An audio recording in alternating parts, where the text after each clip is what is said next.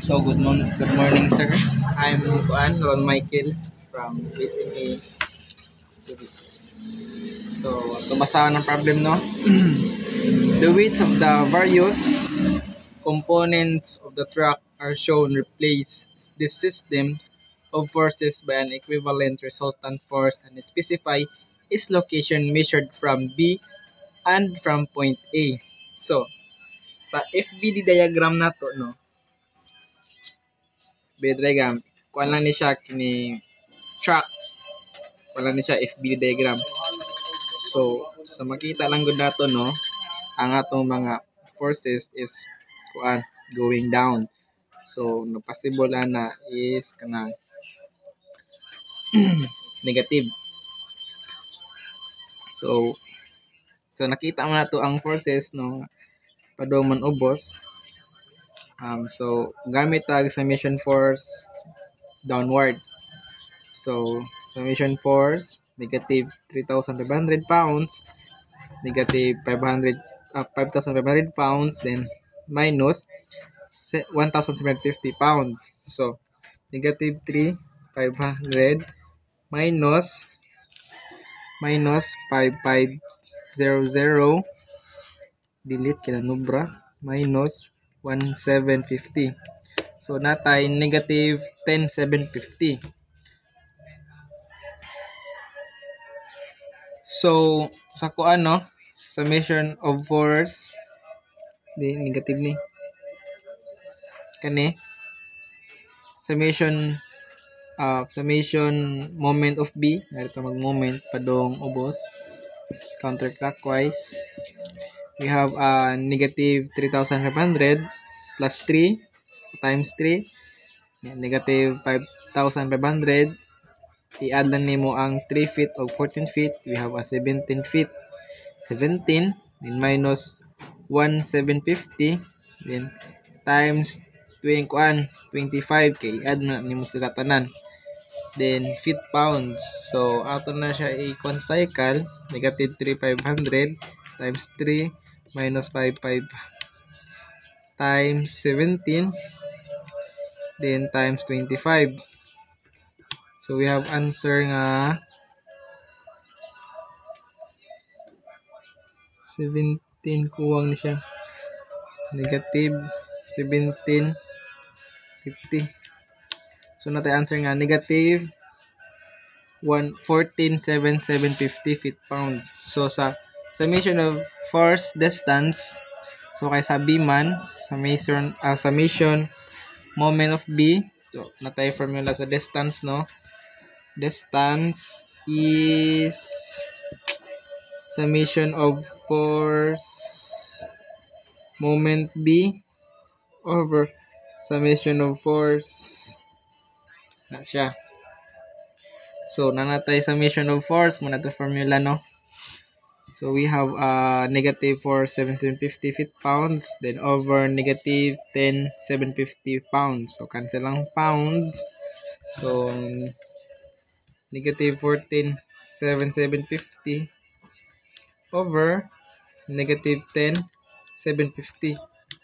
So natin answer nga positive 13,744 feet. So summation of force, summation of moment A, negative din siya, negative summation moment of A natay negative 2. Going downward din siya, negative 2, 750, negative 2, positive 6, 5,500, then plus 3,500 plus 20. Then answer is 99,500 feet pounds. So summation of force distance, we have a formula nga summation of moment A over summation force. So summation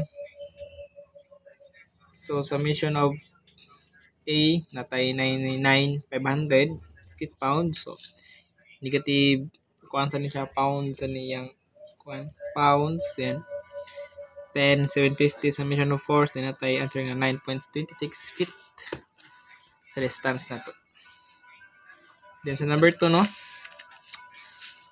Determine the reactions R1 and R2 of the beam shown in the figure below, loaded with a concentrated load of 1,600 kN and a load varying from 0 to intensity of 400 kN meter. So, sa atong diagram, no, kini siya. We have a concentrated load. We have a 1,600 kN, 400 kN. Then natay 3, diameter, 1, then 12. So, ako siya gibungkag asay, no? Kaya nga ito giuna is kaning triangle. So, we have 8 and 4. Nag-solve na ko, ana. Summation. So, nga ito nagsugod sa 4. Summation of moment R4 is equal to 0. So, ang R3 na to is 12 man. Summation of 12 tanan. 12, no? Then, R3 is equals to 4 times 1 half, 12 times 400, and R3 is equals to 800 kN. And summation of moment R3 is equal to 0, 12 R4 is equals to 8, 1 half, 12 times 400, so that's 1,000 kN. Then sa katong ko ano, ubos ako gibuwag, we have 1,600 R3 and R4. Then summation of R2, panayday!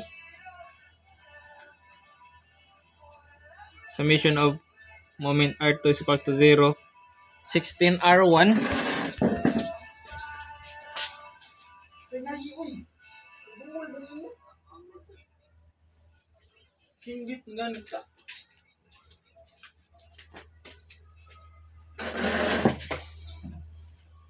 So 16 sa R1, 16 in equals sa nga side, 13, then 1 times 1,600 plus 12 R3, 16 R1 times 13, then 1,600 plus, then ang R3 na ito ganyan is 1 man ito gisolve, so 1,600.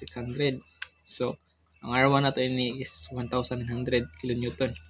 Then sa MR1, moment of R1, 16 R2 equals to 3, 1,000 times 1,600 for R3, then 16 R3, 3 times 1,600, 4 times 800 plus 16, then times 1,600. So natin R2 nga 200 kN.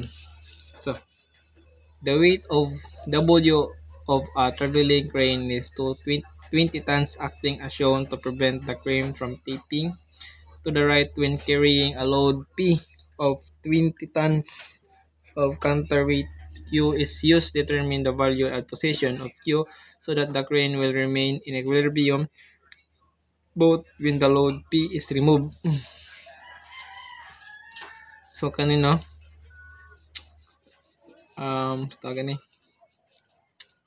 traveling crane. So we have a Q and W 20 tons, then 1, then natay 20 tons nga P, ang pangitan X, then 5, then 10. Solution sa ang akong first no kay ang P, when load P is removed, so summation of A, ganito summation of A ito magsugod equal to 0, so we have a Q, then X, QX equals to 20 tons, so W, and 5 plus 1, 5 plus 1, kay kuha man na siya X and Y axis. So nasa sa QX natay 120 sa equation 1. When load P is applied, ato na applied ang P, summation of moment B is equals to 0. So Q, open parenthesis, X plus 5 is equals to 20 times 1 plus 20 times 10. So QX plus 5Q is equals to 120 or 220. So from equation 1, QX is 120, thus 120 plus 5Q is equals 220. Q is equals 20 tons. So substitute Q 20 tons sa equation 1. So 20x equals to 120. So ibalhin na nato, no? We have 6 feet. have 6 feet. 6 feet. So nga rin sa 4, no? A boom AB supported in a horizontal position by a triangle A and a cable which runs from C over a small pulley at D as shown in figure below. Compute the tension T in the cable and horizontal and vertical components of the reaction at A. Neglect the size of the pulley at D. So sa atong FBD diagram lang na ako, no? Sa FBD we have a T, D, C, and B. We have at A, then 2, 2, 2. So, natay kuan downward nga 200 kN, then 100 kN. So, ngari ko mag-summation sa A, moment of A, equal to 0. So, 4 is equals to 2 over 5T. Sa YouTube, so din ako nga formula din nakuha. Wala na ako nasuwat. Then, equals to 200 plus 66 times 100. So, natay tension nga. Tension, wait, tawag ani. Compute the tension T. So, 279.51 kN. So, nakuha na nato ang T. Then, ang kaning diagram, so ako gi-outro, no? Dire. So, natay 2-1 to the power of 2-1 to the square root of 5. So, sa summation of force vertical, no? 0 AV plus 2 over square root of 5 times T, 200 plus 100. AV plus 2 over square root of 5 times ang T na to, 279.51 equals 300. So, ang AV equals 50 kN. So, summation of force horizontal, AH na to, 1 over 5T, AH over 5, 1 over 5, 279.51. AH is equals to 125 kN. So, repeat the various problem if the cable pulls the boom AB into position at which it is inclined at 30 degrees above the horizontal, the loads remain vertical. So, sa FBD diagram na to, no? FBD lang ako ilagay hapon. T, D, ng T, connect ang magyapon nga sa typical. Then, we have 200 kN and 100 kN. So, gi-arsa lang na siya din niya. Then, sa solution, we have a sine 60 equals to x4. Then, x, ibahin lang ang 4 o sine 60. Then, 4 sine 60. Then, sa tangent, 6x tan theta 6 times 4 sine 60 degrees. So, sa tan theta 3, then theta is 60 degrees. So, summation of force vertical, no? AV, T sine theta equals 200 plus 200. 200 plus 100. AV, 2.61, 51.51 sine 60 degrees. We have 200 plus 100. So, ang AV na to is 12.50 kN. Because of theta, sine 60 degrees is perpendicular to AB. So, summation of moment A was 0. We have a 40, 200 kN is 2 sine 2 cos 30 degrees. 2 cos 30 degrees plus 100 sine cos 30 degrees. So, we have answer nga T is equals to 216.51 kN. Then, summation of force horizontal is equals to 0. We have AH T cos theta. AH 216.51 ang T na to. Then, cos 60 degrees. So, AH is 108.25 kN.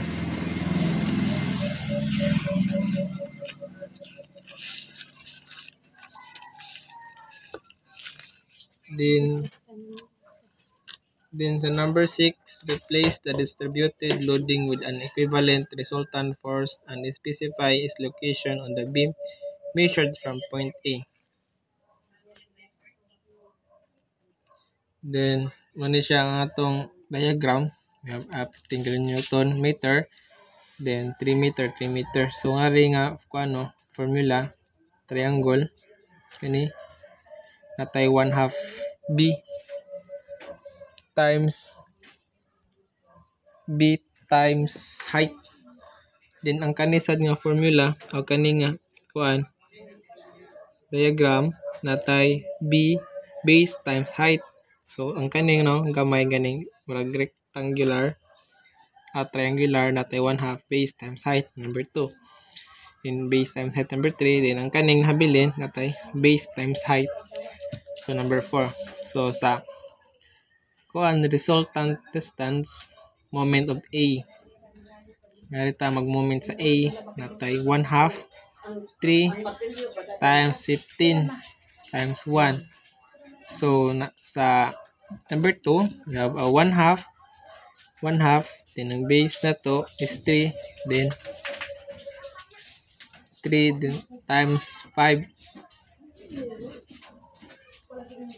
15 then times 3 then 10 base times height then 1/2 3 1/2 times 3 times 10 times 4 equals 75 distance. Kung ano na siya conversion. Then ang distance nato is 1.8 meter from point A. So sa resultant, we have summation of force 22.5 plus 7.5 answer ini. Then 30. Then 15. So our resultant nato, we have a 75 kilonewton.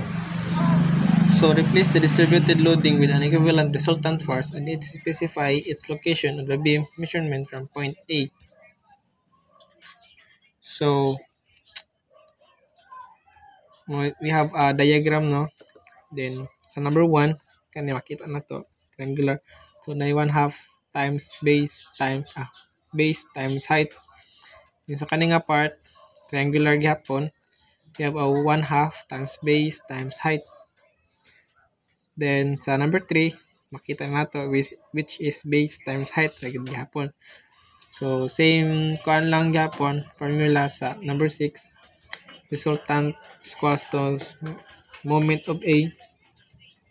So sa number 1 we have a 1/2 3 times 8 kilonewton meter, then 1/2 3 times 4, then plus 3 times 4, then we have answer nga 32 distance. So distance nato is 3.87 meter. So sa resultant we have 12 times 6 plus 54 natay 72 kilonewton. So sa number 8, replace the distributed loading by an equivalent resultant force and specify its location measured from point A. So sa diri nga diagram no makita nato no. So sa diri nga diagram is makita nato we have base times height. So na triangular stud nga 1/2 times base times height. Then kining rectangular we have base times height. So sa resultant summation of force no, we have a 2 times 800 plus 1/2. Yung base na to is 3 then 600. Then plus 3 na to times 200. Then we have 3,100 Newton. So sa resultant times distance equals to moment of A. So ang R na to we have 3,100. Then 1,600 plus 3 and 1,800 plus 3.5 times 600. So result nato nila we have 3,000 distance pa makancel lang 3,100 at divide 100. So ang kaning answer is 9,100 over 3,100. So natay distance na 2.94. All goods.